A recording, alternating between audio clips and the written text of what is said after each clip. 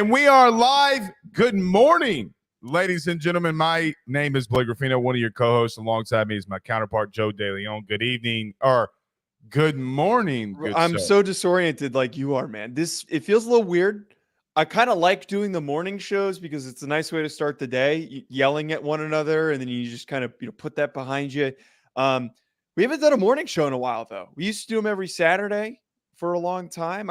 It's nice to kind of get back to this because we're getting ready for the holidays. Yeah, I was thinking about doing the show without a hat, and then I saw myself, and I was like, I got self-conscious, so I put. Wait! You can't before the show have a conversation on how much you like your hair, and then put the hat on because you're. Well, I'm getting a haircut today, a beard trim. So if I had a nice looking haircut, I think I'd do it. Okay. All right. Fair. Nevertheless, you are right. It is the morning time. We used to do these every Saturday morning before we launched Ruffino and Joe show. So it's good to be back in the morning. Good to talk a little bit of football here. Joe, I got to admit, I've said this multiple times. This is my most favorite time of the year, without question. I love holiday season. I love football during holiday season. I love eating all the food. And then when everybody's done, you want to take a little nap, sit on a little recliner. You got the Egg Bowl that's coming on tomorrow night. You got some NFL action. You got a lot of rivalry games. It is the best time of the freaking year. I completely agree. I know that there's a lot of people that maybe aren't the biggest fans of all these minuscule bowl games and try to clown on them, but I think it's fun when you can flip on a MAC versus Conference USA matchup in the early weeks of December. It's a little weird, though, that like we go from the championship games, which are going to be played next weekend, and then we're just void of big matchups for 2-3 weeks. It's kind of unsettling. It's kind of hard to get used to, but still plenty good football on. Well, we certainly have I think it's going to be a massive week because I do think eventually, which we have one of these games with Ohio State and Michigan, okay, which we'll talk about in our picks here today. I finally made my pick. Okay, I know a lot. Wait, by the way, I'm great at predicting who you're going to pick, man. You should just pick them when I tell you that you're sitting here leaning a certain way. It's so obvious that you were going with Ohio State the way that we were fighting. I have to tell the people. I was leaving some suspense. Everyone who watched the last show knew who you're picking. There was no suspense. Well, I will tell you, there are two games on the slate of games that we'll pick today. I am 50.01% confident in the pick that I had. I really don't care. Like, I really don't. It's a coin flip. Yeah, I look, if either team wins, I'm just picking the opposite of what you're picking. Okay, like just to spruce it up. It doesn't mean that I think these teams are going to win, but I do think, Joe, that I can make a case for Ohio State, and I'm going to save the other upset that I'm going to have here. I'm going to save it. I just don't like it for this team. Well, I'm hearing some things. I don't like it. I think one of the top 5 teams is going down this weekend. So stay with us, and we'll tell you who it is. Here's another one. I think there's a potential for 2 because we'll talk about some of the other rivalry games, Joe, after we talk about Florida State, after we talk about Oregon and Oregon State. Look, man, I was trying to see a little bit more about this kid from Texas Tech, the Tyler however you say his last name. I wanted to see a little bit more of him, okay? And then I got into a rabbit hole last night and watching Texas. Joe, they are not good in the secondary. Texas is not good in the secondary. Not as good as people think that they are. And I will tell you, if there comes a situation where you have like a Texas versus Washington, I think Texas is going to get beat. So if there's a team out there that Texas does not want to see, it would be Washington. Joe, they're 111th in the country in passing yards allowed. That's a really good point. We ended up getting a bowl matchup between those two teams last year. Right. And it did not go well for Texas. And it didn't go well for Texas. Washington won, which, again, put them on that pedestal for this season to where you're seeing where they're at right now. I would I don't think it's very likely that these two teams would face off in the college football playoff, but I think in bowl season there is a potential for these two teams to see each other in one of the other New Year's Six bowls. And So you don't think Texas could make the playoff? I said this the other day. I really think that they are the weakest one-loss team outside of – they're close to Louisville. I don't think they're that far off from Louisville. I think that everybody else above them has a better resume, has finished the season much stronger, has played better football over the stretch. Texas is fine, man. They've had a good year, but I don't have a lot of confidence in the way that they've played over the last couple of weeks. That's the key difference between all these other teams ahead of them, the 6 or 7 teams that are ahead of them. They're all hot right now. Oregon's hot. Alabama's hot. Washington's hot. I can't say the same thing for Texas. It feels like over the past couple of weeks, they've been scraping by. And I understand that they dealt with a pretty significant injury, losing Jonathan Brooks. But why am I going to invest in them? And if they sneak their way in, they're probably the biggest to be on blowout watch if they end up sneaking in. Can I teach you something from the South? Go ahead. People in Kentucky will get mad if you say Louisville. You gotta try to say Louisville. Louisville. Someone commented that. I saw that. Yeah, Louisville. It makes Louisville makes no sense. Yeah, Louisville. I'm gonna say Louisville from now on. Okay, well, listen. If there's one thing that I know, okay, you don't mess with people from Kentucky. I gotta be real with you. Both. I've been to Kentucky twice in my life. All right, once in Louisville, went to Churchill Downs, fantastic, and I went to Lexington. Okay, went to a bar in Lexington, and I am a darker skin, olive Italian skin, dark hair, beard, whatever. I had people staring at me. I'm like, have y'all not never seen an Italian before? I felt uncomfortable. I'm just going to be honest with you. You better be careful out there in Kentucky, man. They don't play. I have no aspirations to go to Kentucky, but that's good to know. All right, we got a lot to discuss here. We'll talk Oregon versus Oregon State. I think this is a horrible matchup for one of these teams. We'll talk about that. Florida State and Florida right out of the gate. We'll give you some more of our games that we're watching through rivalry week. We'll give you our picks, so we got a lot to discuss. Joe, let's waste no time here. Let's get it rolling. Everybody do us a favor by hitting the like and share to all those social media groups. Share to all of those social media pages if you're on the book. If you're watching us on YouTube, I don't know, Joe, where are we at? Are we closing in on 3,100 subscribers here, or have we surpassed that? Where are we? We're less than 30 away from 3,100. Okay. So usually our typical Sunday surge will probably get over that. All right. Well, listen, averaging about 750, subscribers a month. Y'all continue to subscribe, hit that notification bell, and you also need to do it on the audio podcast. Rate, review, and subscribe there. We greatly appreciate you doing that. So let's do this. Joe, before we get I'll ask you out of the break because one segment I did not prepare you for because I wanted it off the cuff. Let's talk about our good friends over at betonline.ag. Don't go anywhere. Joe, I'll give you a little hint. What is your favorite Thanksgiving meal? We talk about that. I knew that's what you were going to ask. Next. BetOnline is the fastest and easiest way for you to wager on all of your favorite sports, contests, events with the first-to-market odds and lines. Find reviews for all the news for each league, including Major League Baseball, NFL, NBA, NHL, combat sports, college sports, esports, and even golf.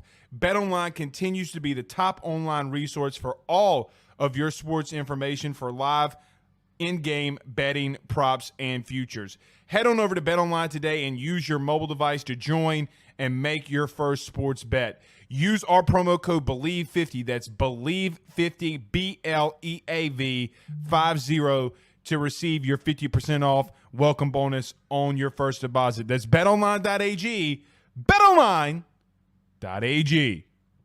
We're back. So, I got to admit something here. Okay.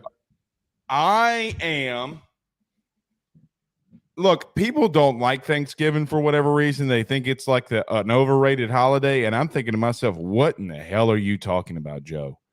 Right. I love Thanksgiving. I don't get all these hot takers coming out here this week saying that shit because if you like the fall, you like sitting down early in the morning, watching football the whole day, eating food, being around your family. I don't know why people don't like it. I think it's better than Christmas. You don't have to spend any goddamn money buying people gifts. Yeah, I don't understand it. Okay. Here's another thing that I don't understand either. Okay. Is, dude, if you're going to line up a whole bunch of food for me, yes, I'm going to be, that I don't typically eat throughout the entire year, I'm going to be excited. Now, Yeah. my favorite food is, I love me some cornbread dressing with some gravy. I also, I'm in deep South Louisiana. I love me some gumbo. I love me some potato salad in the gumbo. I didn't know about that until my wife's family, but that is my favorite. But I will admit, we used to do with my dad this deer sausage, the turkey. I love it all. What is your favorite Thanksgiving meal? I mean, perfect timing with our friend Ty Richardson having the worst take of all time and then causing a commotion. Jesus Mac Christ. and cheese is without a doubt the best thing that you can have for any holiday. I mean, I've had a number, not a ton, but like there's the occasional instance where on Thanksgiving you go to somebody else's house and the food's not very good. The turkey's not very good, and there's a risk there. But the one thing that is hard to F up is mac and cheese. Now, the best mac and cheese is very good, and it's way better than the worst mac and cheese. But the worst mac and cheese is still the first thing that I'm going to go reach over to and I'm going to get.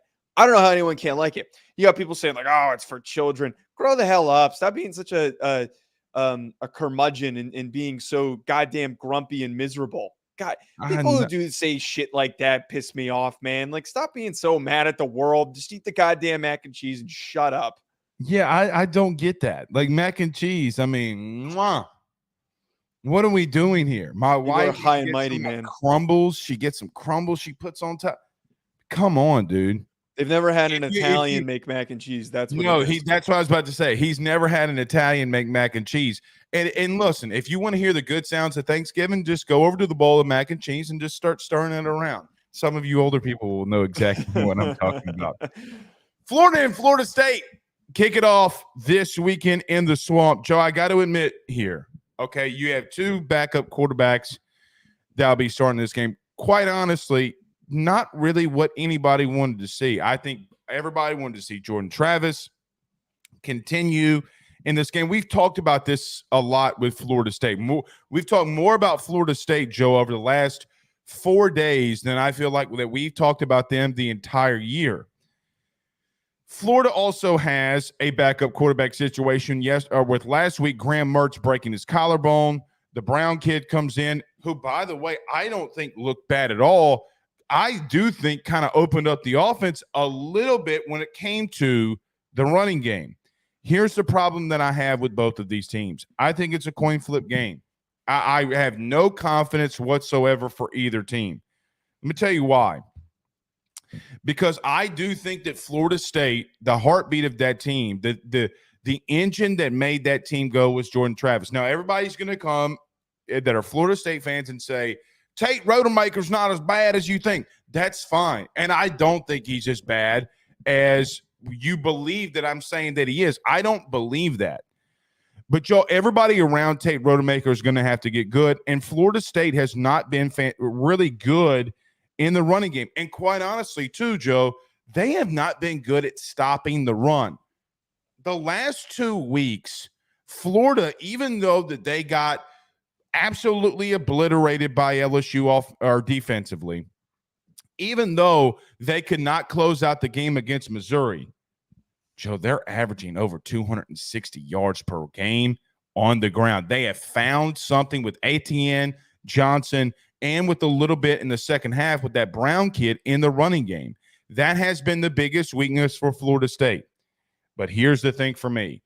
I don't like, and you know this, I do not like talking about games from last year. So many things have changed from last year. And historically, I don't like looking at what happened a year ago. That game was close. And I think all things being said in this rivalry game, which can get extremely chippy, this game being in the Swamp, Tate Rodemaker making a start in the Swamp for the first time, I don't like it for Florida State. Now, would I be surprised if Florida State won? No. But I got to be real with you, too. I'm taking the upset. I am taking Florida in the Swamp. Billy needs this game to be bowl eligible. And I think the biggest strength from Florida the last couple of weeks, actually, quite honestly, Joe, the last month, is Florida State's biggest weakness, and that is stopping the run. I think they're going to get it done here, mainly due to the fact that I just don't trust a backup quarterback going on the road in the swamp. I've seen thousands of quarterbacks, maybe not thousands. I've seen hundreds of quarterbacks try to go into the swamp in a hostile environment, Joe Milton, and not being able to prevail. I'm going to take the Gators in this one. Blake, you say a lot of things on this show, and we have a lot of productive conversations that I completely agree with.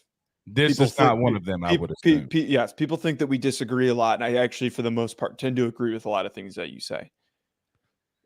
And you're typically very reasonable. But Blake, you're out of your mind, man. You're out of your mind that you think that there's going to be an upset here. There is absolutely no way. Now, look, if Graham Mertz was playing, you and I would be having a different conversation here. Because as I've come around on Graham Mertz and his impact on this game and the way that he has boosted Florida, a team that has not been steady at all this year, he has been a steady piece for that offense.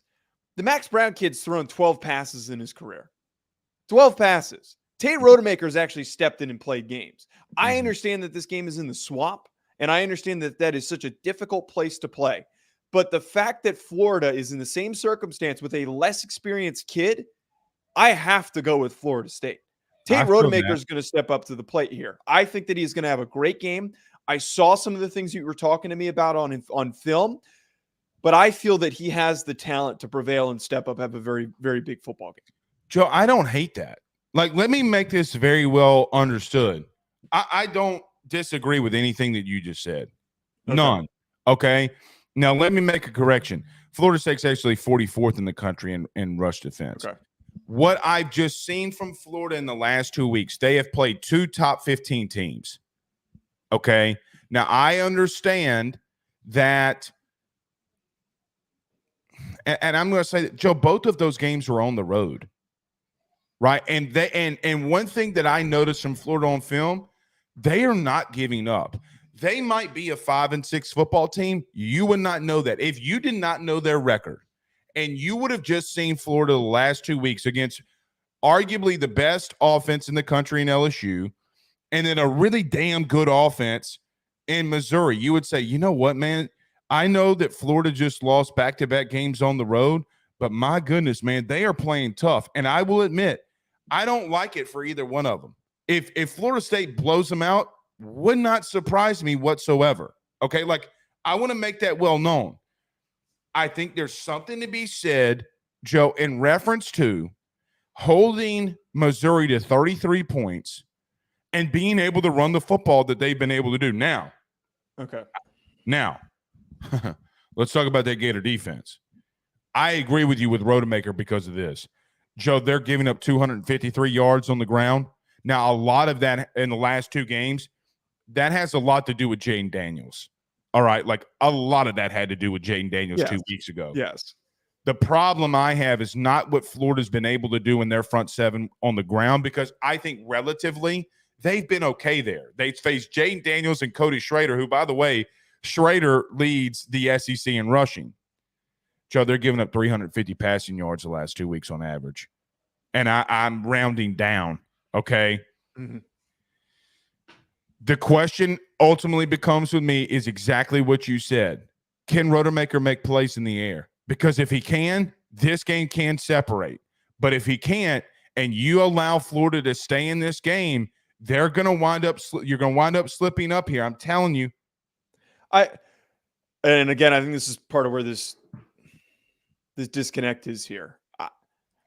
I understand what you're saying, and I get that this is a rivalry game. It's one of those instances, kind of like we said with Alabama and Auburn, where anything can happen when this game is played. I just know that one team has found ways to win, and I know that one team has been extremely consistent and has been offensively potent when they need to be. I know that there is a challenge. There is a massive challenge of having to throw Tate Rodemaker into the mix. But my biggest focus here is the fact that Max Brown is being thrown in here. 12 passing attempts under his belt. Goes 4 for 5 against Missouri. One might even argue that the end of that football game against Missouri could have closed it out, but they couldn't move the ball in those final drives to really close that game out. Not totally his fault, but still, not the same offense when Graham Mertz wasn't on the field. We know for a fact, though, that Florida State's secondary is one of the best in the country. Fentrell Cypress, Bernardo Green, Jerrion Jones, those corners have been locked down. They have not locked down, but they've been very good against weaker receivers. Pass defense. They've been really good, yeah. I don't have enough evidence to even know what Max Brown's going to do when he's asked to make plays. He's a great athlete. I agree with you. He had a nice run in the game, and I think that for him as an athlete running the football, but man, if they got to throw the ball on third and medium, third and long, they're cooked. I think that this thing could be close for the first half, and then Florida State starts to pull away because Rodemaker gets confident, they get into a rhythm, and they start cooking. One thing that you just mentioned is massive for me in this one, too, that would worry me, okay? Brown was – well, actually, Mertz was the one that was highly ineffective on third down.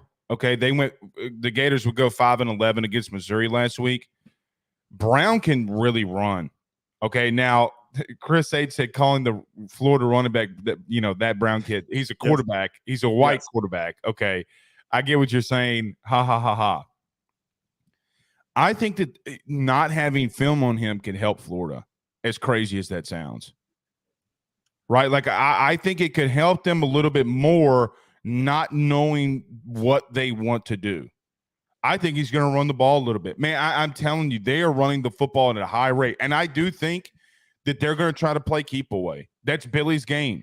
And I think that they can play a little keep away. I think they can run on Florida State.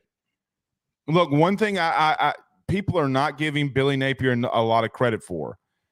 Joe, the last 2 weeks, and you can say, look, Missouri, think about Missouri. Now, you can say, all right, LSU defensively in the front seven's not good. Fine, I'm with you there. I agree, they're not. Missouri has actually shown that they can be pretty competent. Playing Georgia, playing Tennessee, that front seven's been pretty freaking good, and they ran all over them. They were pushing them around. And I think Billy has found something there. Now, Cody McGee inside the chat sends us a super chat, I should say. Thank you, Cody. Since a $4.99 super chat, he says, I think Billy is coaching for his job. If he doesn't beat Florida State and doesn't get to a bowl game, I think Florida would fire Billy. Thank you, Cody, for the super chat. Joe, do you think that Billy needs to win this game to keep its job? Because I do not. I don't think so either, because we also have to look at the circumstance. They're throwing a kid that's never really played in. I would think that the administration would be a little bit forgiving of that. But the biggest reason why, typically when coaches get fired at the end of their second year, it's because there has not been any results in recruiting. They have, over the last cycle and this upcoming cycle and the cycle after that, that's 3 straight years of really good recruiting. It would be silly. They've pulled the plug on a couple of guys early. It would look like Brian Harsin to some extent at Auburn. That's the example that comes to mind. He got canned, and even Dan Mullen gets canned. Both of those guys are really good examples because they weren't pulling in the recruits. He's probably going to have a really serious conversation with the administration, but his conversation is going to be like, look, I know I haven't been up to standard what you guys are looking for, but once these kids get in here next year, in the next 2 years, we're going to start to turn that corner. I will admit his seat's getting really hot. Yeah, I'm not saying it's scorching, but man, here's the problem I have with Florida or with Billy.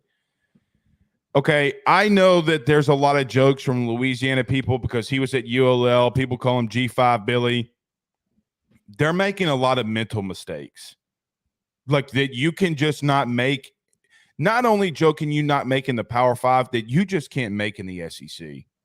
Like you can't have some of these special teams blunders. Right. You can't. And you've recruited a couple 5-stars in the defensive backfield, okay? But there's not really development from the guys that were already there. Like Corey has not developed those guys. And for that reason alone, Joe, if they don't win this game, he's going to have back-to-back losing seasons. I don't know what Florida will do. Now, I don't think he's getting fired. It also would not surprise me if he did. because Florida is a place, Joe, that is yearning for good football. And you know what? I don't even think, Joe, that they're asking for you to make the playoff. What I think that they're just asking is, can we have a winning season? Because when you have 3 seasons that have underperformed, it makes boosters go crazy. Yeah. And your job gets up in the air. I do think they give Billy another year. But what is funny, and I don't agree with this take, by the way. Everybody's like, well, look at what Mike Norvell did at Florida State. You got to give him time. Those are 2 completely different things. Yes. Completely different. I hate that take. They would have fired Mike Norvell, okay, if they were not still paying Willie Taggart. Let's call it what it is. Florida State fans hate when I say that. You do not have the capital nor the budget to pay 2 head coaches a buyout. You just don't. All right. And then going and getting a third. Bottom line for me is I think Billy is so desperate. I think the swamp is going to be packed. I think that this is a heated rivalry game. I am just going to take the Gators. And listen, I could be so deadly wrong here. But you know what else? You know what else is true too? Before we go to Oregon State? Dude, when are we going to have chaos? What do you mean? Like, when are we going to have a game that really disrupts? Yeah, like really disrupts the flow of things. Because we have not had that this year. And is this the week? Is Florida the team that out of nowhere disrupts things? I think that they could. I don't think people give the. It's Joe. It's like You remember, you know how even under Scott Frost, let me throw this example out there. You remember how even under Scott Frost teams would play Nebraska and Scott would lose all those 1-possession games? Yes. It's because that stadium was packed and loud and rowdy. All right. That I don't think people realize what it's like going into the swamp and playing. I've been there, I think, twice. It's a fair point. Joe, it is as nuts. Okay. People talk about Death Valley, meaning LSU, at night. No question. Brother, go into the swamp at night and see what happens. Look, that's the only real redeeming thing for me in this circumstance is that it is being played at Florida. That is a massive boost for them. But I still just don't see it, man. I see a team that even without their starting quarterback, they are one of the few rosters that has 2 top 100 wide receivers. One of them is going to be a top 15 pick. A running back who's going to be a top 100 pick. And Keon Coleman. Mm-hmm. Trey Benson's going to be a top 100 pick, maybe even higher than that. Jaheim Bell is going to be a top 150 pick. If this was a circumstance, I'm trying to think of a correlative example. If this was Alabama's offense where Jermaine Burton's great, but the receiver talent there, it's nothing crazy. One might argue that if Jalen Milroe went down and Ty Simpson went in, we've seen some murky stuff from Ty Simpson. That doesn't work. That also doesn't work stylistically. Well, we've also seen it. But what I'm getting at is the transition for a backup. This is one of the best situations in the country to step into. Like, he is being thrown into a spot where he's got everything going for him. I think you play a bad football game and you can still win if you're Tate Roadmaker, because he's got guys who are going to bail him out on some plays that are going to pick up huge gains. I can agree with that. And again, it's why I say to myself, okay, again, I thought we were going to be more heated, man. I thought we were going to be more heated. You texted me last night. I was like, I'm going at him. But Joe, here's the problem with this. Okay. For me, it doesn't flip a coin. I don't like reasonable Blake. This morning, Blake, I don't like this version of Blake. Oh, we're going to get heated in just a minute. I promise you. I absolutely promise you. I'm just not going to bang on the table for Florida. I'm just not going to do it. All right. Good point. Oregon State. And you know what, Joe? You know what pisses me off? Speaking of me not being right, you know what pisses me off? What? You know what this game used to be called? What? The Civil War. But they had to get changed. The Civil War is being played this weekend. Oregon and Oregon State. Joe, I picked Oregon in preseason to win the Pac-12. Obviously, I'm going to pick them here because I'm going to stay with my pick in the preseason. I think that this is the worst stylistic matchup that Oregon State can have.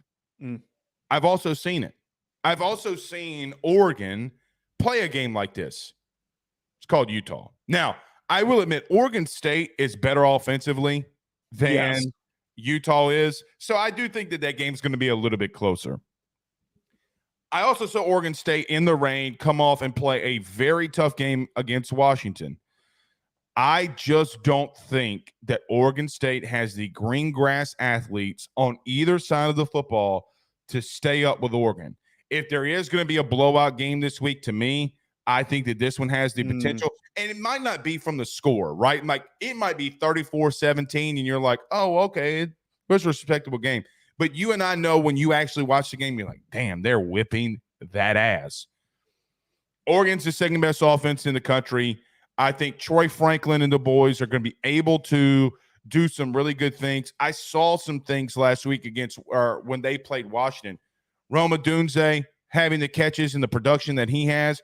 Troy Franklin is probably, Joe, the wide receiver in the country that nobody's talking about, but has 13 He's got more yards than Marvin Harrison Jr., I'm pretty sure. Well, he's right there with Malik Neighbors. I think it's Malik Neighbors, Troy Franklin, and I'm trying to remember the other one.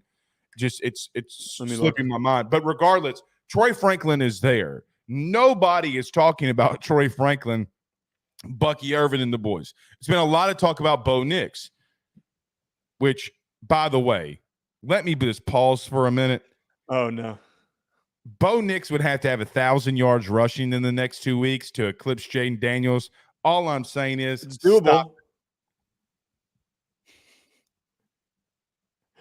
By the way, the names of the guy I'm joking. Do you want to go to federal prison?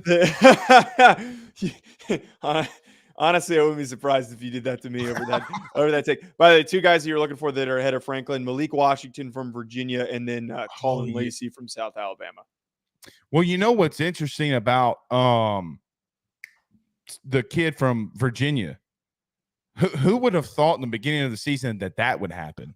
Well, we talked about this on the first team. The draft show that I do completely exploded onto the scene the way that he's played. He might get drafted. He was not even on anybody's radar coming into the year. So that's pretty cool. But you and I are actually very aligned on this game, Blake. I think that if there is a game that's a big ranked on ranked matchup that turns into a bloodbath, it's this football game. There's two main reasons that I focus on. One, it's the way that they played against Washington and the plays that they gave up in the passing game to Washington. I do not feel very good about that. Secondly, last year we remember what happened. We remember that Oregon State played spoiler to Oregon and completely ruined their chances of playing in the Pac-12 championship game. That's right. Last year was Oregon's year.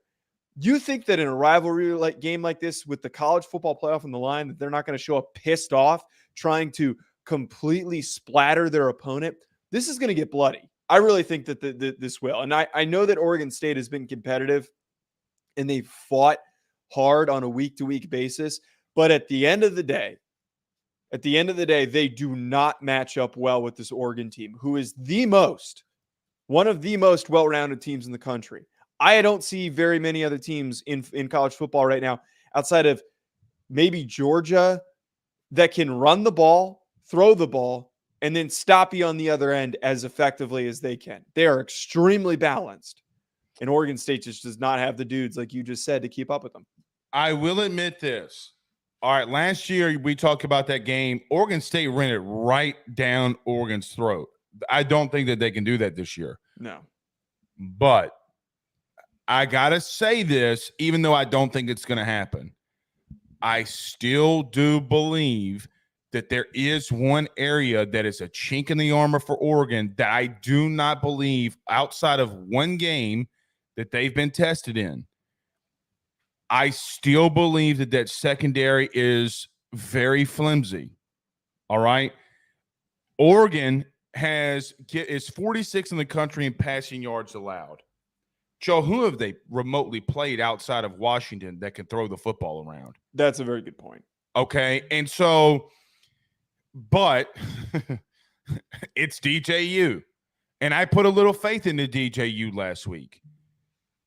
if DJU can remotely, and I ain't talking about even be just who he has been, okay? Like, even if you're the same guy that you've been not against Washington, you have a chance to win this football game because they are going to give up some yards in the air.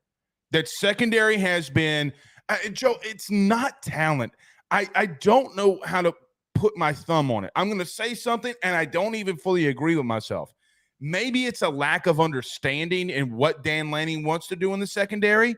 They seem lost sometimes.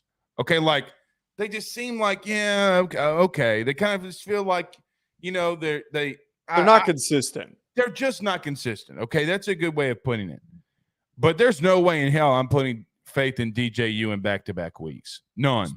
So there's one thing, though, that I am rooting for in this game, just kind of like a fun side tangent. DJ Uiagalelei, the starting quarterback for Oregon State, his younger brother, who is a highly sought-after freshman, has been getting a little bit more run. He got a sack last game against Washington State. I know that was, that game was a blowout, so he got some playing time. I don't know if Mateo gets into this football game, but I'm kind of rooting to see Mateo sack DJ. I think that because how often do we see this happen? Typically, when you have brothers that play, they're both offensive linemen. One of them's an offensive lineman, defensive lineman. One of them's a tight end. One of them's an offensive lineman, or they're like both defensive line. They're usually typically cut from the same vine physically.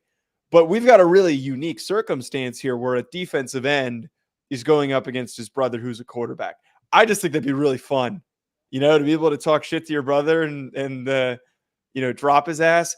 This is something that I don't think anyone even expected would happen, because at one point everyone thought that DJU would have declared. Even last year, I think some people thought that DJU was going to declare, even if he had a mediocre season, and go on to the Senior Bowl and maybe try a shot at the NFL. Mm-hmm. They get the chance to play one another. I think it's fun. I think it's a fun thing to monitor. I do love watching brothers play, and like you mentioned, it's, we just had one on Thursday night, the Kelsey Bowl, and we saw, by the way, our buddy Blaine Crane, did you see the video that Blaine Crane posted on Twitter? It was a dodgeball and it was Taylor Swift. You remember the movie Dodgeball when it was like, yes, it was like, and it was a face of, Taylor Swift's face. It was like, Jason, I love you. And then it's a face of Travis Kelce on the other dude. And yeah. Dude, that is so funny. I just had to throw that out there. One other thing for me in this game, Joe, that I'm looking in is, look, there's been a lot of run for Bo Nix the last couple of weeks, especially when it comes to Heisman contention. Now, I went pretty stupid last night because Ryan Leaf, who I've had on my shows before, talked about Jane Daniels would hold the clipboard at Oregon. Okay. Wait, Ryan Leaf also said that? Ryan Leaf also said that last night. Oh, my God. I'm just going to throw this out here. All right. Air yardage.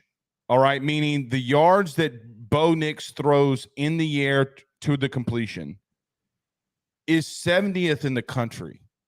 There's a lot of screens. A lot of screens, a lot of yak yardage for Oregon. Okay. I do think that Oregon State is well coached enough to be able to stop some of those things. You're going to need Bo Nix to hit some plays vertically. Now, if he doesn't and he struggles in this game, I don't want to hear shit. I don't want to hear anything about, he'd hold a clipboard. Joe, I've seen Bo Nix in the SEC. I've seen it. And that's the insane part. Let me tell you the more unreal. We talked about the SEC for a lot this year, about them being quote unquote down. And there were parts of the season that a lot of us thought that the Pac-12 might be the best conference. Joe, there's no goddamn way you're going to tell me that right now, because the Pac-12 is down. Now they have, USC's down, Washington State's down. They haven't looked good. I do think that they need to be careful against Oregon State and some of the screen stuff, because I do think they're well coached. Look, we saw Washington try to do it last week, and it blew up in their face. I get it's a raining game. I get all that. Something to watch out for. Your final thoughts on this game? No, just rounding out what you're saying here. I think that Oregon is such a massive edge over this team. This could be really, really bloody in a revenge situation. And Look, Bo Nix has to play the game of his life. I think that everyone keeps assuming that he's going to win the award, but if the guy wants to remain in the conversation, he needs to play a great football game. If he falters any one bit, the foundation of that starts to crumble. And you know what? As I've said before, Heisman voters start paying attention now. They start paying attention over the final couple weeks in these big games. All eyes are going to be on this one by the Heisman voters. You got to play a good game if you want to win the award. Plain and Very simple. true. All right, let's do this. Let's talk about our good friends over at Homefield Apparel. Yep. And then, Joe, we got a couple of games that we're not going to do really big deep dives into, but just some rivalry games that we want to touch on. We'll do that next. Let's talk about good friends over at Homefield. Joe, I'll be wearing my brother and sisters are coming over tonight. And I'll be wearing my long sleeve purple Homefield Apparel shirt and making them go and buy a Homefield Apparel shirt using the promo code Ruffino Show. Don't go anywhere. We're back next. Ruffino and Joe Show is brought to you by Homefield Apparel, which is the best, without a doubt, premium collegiate apparel brand that is out there. They have over 150 different colleges that you can choose from, whether you're an Illinois fan or a Rutgers fan, maybe you're an LSU fan like Blake, or maybe you're an Alabama fan. Whatever it is, even Idaho, they have so many different designs for so many different football programs that I can guarantee you're going to find some great stuff to help root for your favorite team. I've already gotten my Notre Dame stuff. Blake has his LSU stuff. Make sure you head on over to homefieldapparel.com to check out your team's collection of clothing apparel that they have on the website. And when you do so, when you check out, make sure you use promo code Ruffino Joe to get 15% off your order. That is RUFFINO Ruffino Joe. Head on over to homefieldapparel.com and get your college gear today. All right, Joe, I'm going to let you kick it off here. There are a couple other rivalry games that we're watching. What's the first one that stands out to you? Biggest one. And look, we glaze Georgia a ton. I'm not gonna deny that. But I like watching them play, and I like watching them kick the shit out of people. And I also don't like Georgia Tech. Their fans are really, really upset with me with criticizing the hiring of Brent Key. I even had some moron who took him all the way until now to find our takes on Brent Key and send me a DM on Instagram. It was hilarious. Having me yesterday. I deleted it because I was like, I don't feel like looking at this. I can't wait to see Georgia hang 60 points on them. I can't wait to see it. There is not a larger talent gap in a big rivalry game this weekend than that game.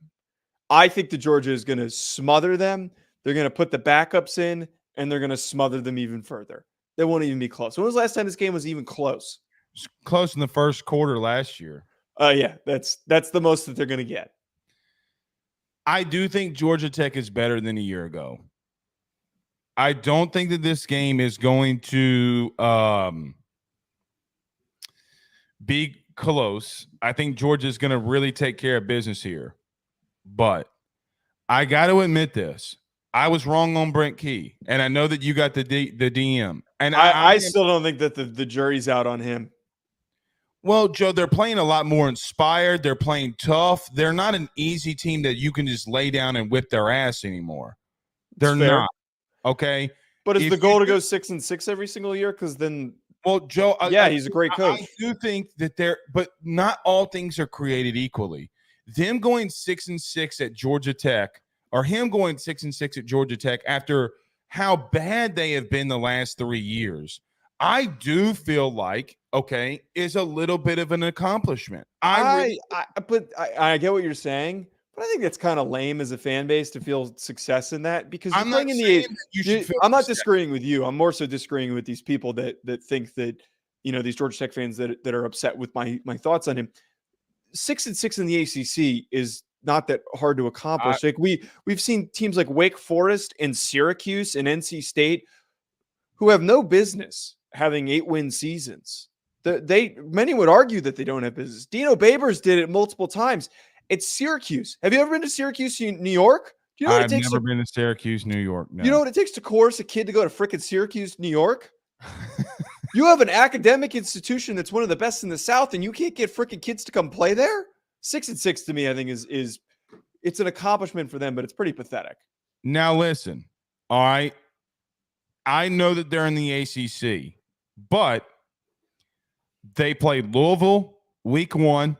Okay, lost 39-34. That was actually a really good game. That game was on Friday, if I remember correctly. Yeah. They played Ole Miss on the road. Okay, they lost big there. They also played Miami on the road. They won by 3. Okay, we remember that game obviously because of the Miami not taking the knee down. They also beat North Carolina, Joe, 46-42. And North Carolina's an 8-3 team. They have had some bad losses, okay? I will admit. Really, the bad loss was to Bowling Green, right? Like they lost 38-27. It's a really bad loss. They lost to Clemson 42-21. They're outside of the Bowling Green loss, they're losing the games that they're supposed to. And they've been competitive in every one. I don't mind. I'm okay looking at them and saying, all right, you deserve to give me another year because, Joe, if I just watch the record and stats, Brent Key single-handedly has changed Haynes King. Is that him or is it the offensive coordinator? Well, if you bring a kid in and you hire the staff below you, okay, he is responsible for hiring the staff and helping that kid be developed. That's what I'm trying to get here. Okay. Now, okay, I do think it's going to be an outright splattering, and I think Georgia's going to win by 28 plus. All right. Your game. The Egg Bowl. I freaking love the Egg Bowl. Now, Lane Kiffin, and this is something that we're going to have to talk about in the non-playing portion of the year. Lane Kiffin is attempting to go for 10 wins in the regular season for the second time in his tenure at Ole Miss. By the way, in the other 100 years that Ole Miss has been playing football, Lane Kiffin's the only coach that's ever done that. I do think we're going to have a serious conversation about this, about Lane Kiffin and what this program actually is.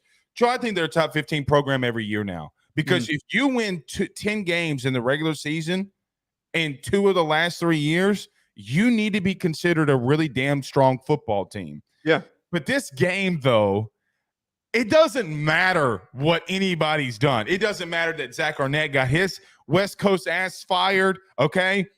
Doesn't matter. What's so crazy about that is that the only reason that Lane Kiffin is at Ole Miss is because Elijah Moore fake dog peed on a pylon. Remember, that was what got Matt Luke fired at Ole Miss.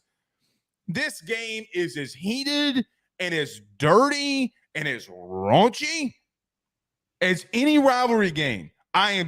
There is not a game I love every year having Thanksgiving leftovers, getting those Thanksgiving leftovers, and watching the Egg Bowl. It's a great pick. It's a great pick. It's always a really fun football game. It's one of those ones, too, where maybe you're distracted, you miss the first half, and then you flip it on. You're like, how is the score that?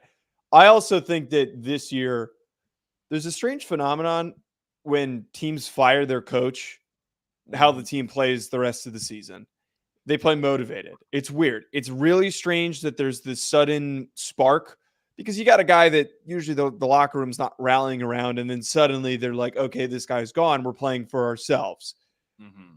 I tell you what, man, if there's an upset in this weekend, something crazy, I'd watch out for Mississippi State. They're going to get splattered, but I do think it's going to be close early. Now, maybe it's not, but I do think that Lane wants to make a little bit of a statement here.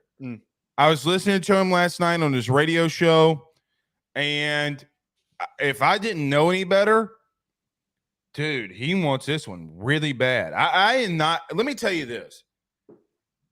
I had not seen a more locked-in Lane Kiffin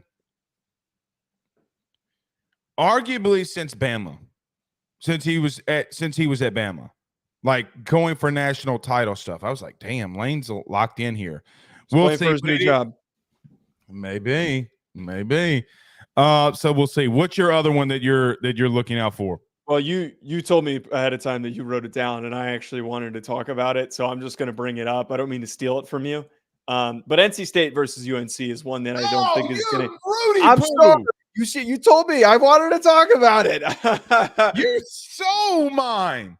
You shouldn't have told me ahead. Actually, if you didn't tell me ahead of time, it wouldn't have been stealing because it would have been my second pick. Look, I think that this game's not getting enough attention. It's disappointing for UNC to be in this spot where they could go 8-4 when everyone thought that they were in a position to go to the college football playoff at one point.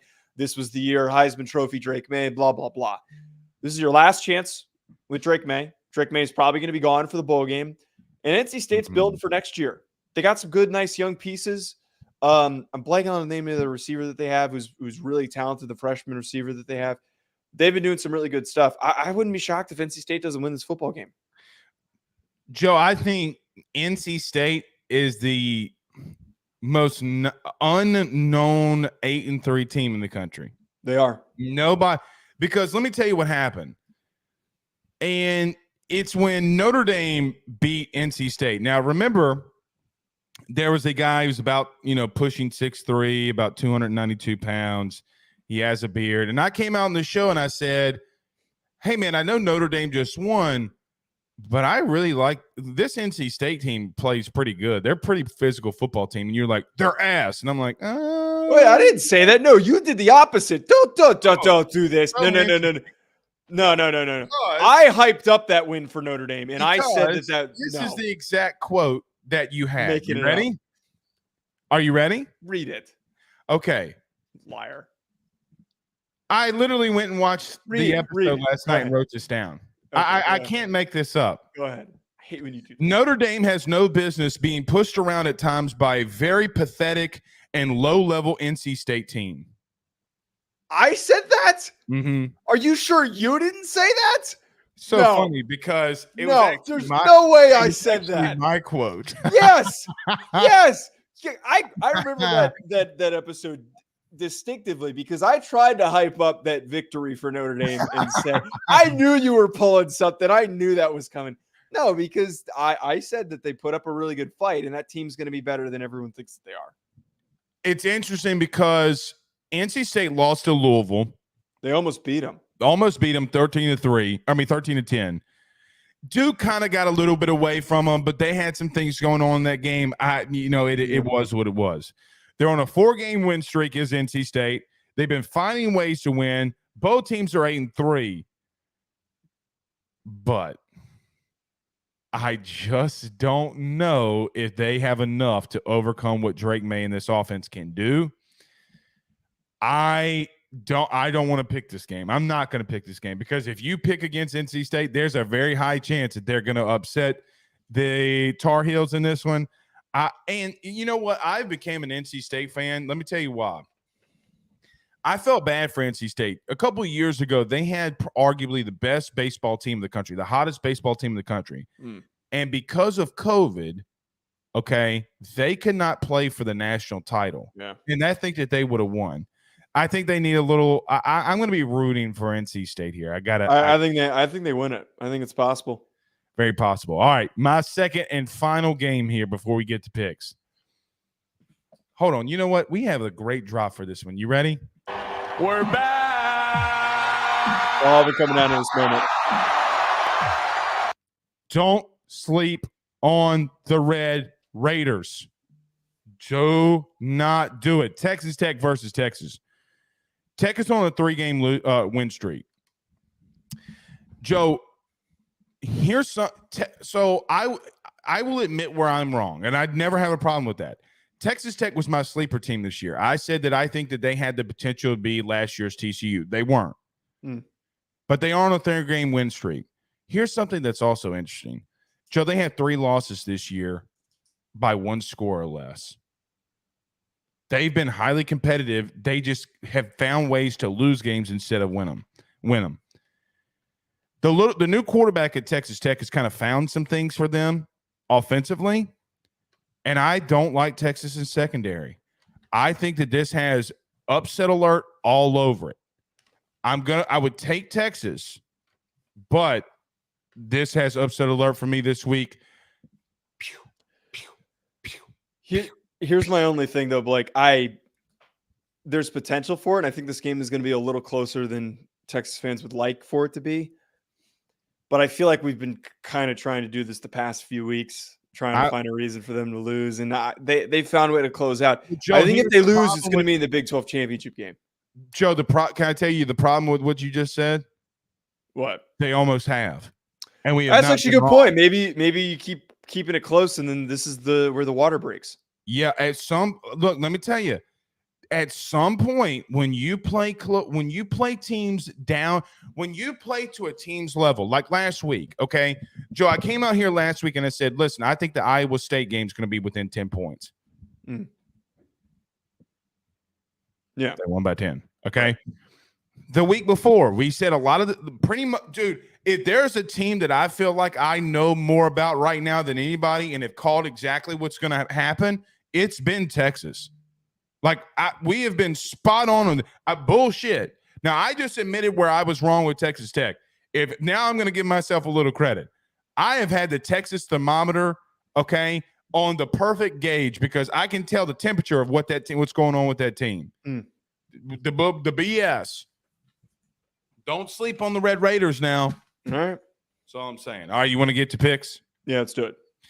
All right, Joe, you lead by a freaking game. Now, this pick, our picks are always brought to you by our good friends over at Homefield Apparel. Use that promo code RuffinoJoe for 15% off of any purchase. Excuse me. So that's Ruffino Joe, RUFFINO, Ruffino Joe for 15% off. Let's go on the left side of the screen here. Joe, this is where we obviously had the most disagreement. Let's get back to this Ohio State and Michigan game. I'm going with Ohio State. You are going with Michigan. Give me your final thoughts on the big rivalry. I just think at the end of the day, defensively, Michigan is just such a physical team up front. And I can't put stock in a team when I'm a little shaky on my confidence in their offensive line.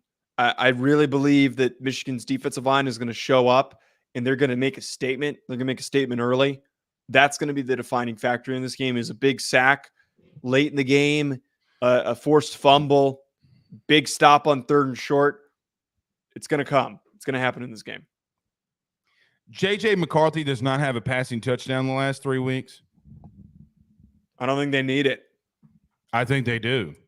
They're not going to – so, listen, they're not going to be able to just run the football down Ohio State's throat to win the football game.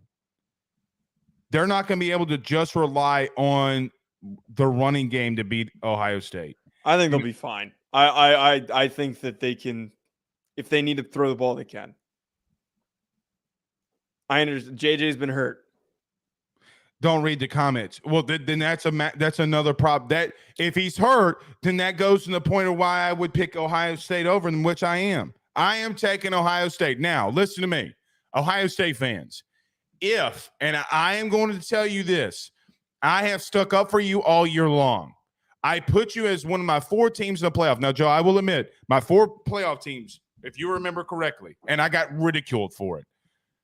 Georgia, Florida State, LSU, and Ohio State. And if I remember correctly, everybody said, Blake, Ohio State's going 9-3. I say, no, chalk usually wins. Well, 3 of those teams are still in there, okay, in my playoff prediction. I'm just going to stay with what I believed and what my gut told me in the beginning of the year. I'm not going to go away from it. I'm going to stay with them. I got to tell you this. Everybody keeps telling me, oh, JJ is more tested than McCord. Sure, he is more experienced. Tested, I don't know that because this kid is going on the road against Notre Dame and had success. Joe, the throw that he made, all right? Hold on. Okay. The throw that he made against Notre Dame, that's really, can I tell you that that's really and truthfully the last time that people really paid attention to what he was to what he has become. Because against Penn State, Joe, what did he do against Penn State to win the football game? They could not establish the running game. So what did he do? He goes, well, you know what? I have this guy named Marvin Harrison Jr. Have you ever heard of him? Well, I'm going to keep force feeding him the ball. By the way, Mbuka was out of that game. Out. I think what I saw last week from the dudes on the outside, meaning defensively, the dudes on the boundary for Michigan defensively, both of those corners, if you're getting exposed by Maryland and Tagovailoa, what makes me believe that Marvin Harrison Jr. can't go off? They still beat up on, but yes, they gave up some plays. They but didn't beat they up on won that. Maryland. They won that football game because they got after Talia Tagovailoa. Kyle McCord is not even close in the same hemisphere as elusive as Talia Tagovailoa. That is Talia Tagovailoa's best trait, and they rallied his ass and they brought him down. Kyle McCord's not going anywhere. Kyle McCord's going to get sacked 5+ times in this game. Telling you right now, 5+ times. Book it. Write it down. Elks, you write that down too. Okay. Let me flip that on you. Okay. Let me flip that on you. You ready? Why did Michigan get away from throwing the football against Penn State? They were at. But okay, here's the even biggest part, though. Answer Everyone the wait. Everyone keeps bringing up to me that they can't pass block. Everyone keeps bringing that up to me. I don't think people are saying they can't pass block, but I do think that the best defense that they saw, the right side of that offensive line crumbled quicker than me when I see a brownie on a warm brownie on the Well, plate. look at how many points that they put up when they said, you know what, this isn't working. We're going to just run the football. There's not that many teams in the country that can do that. The problem.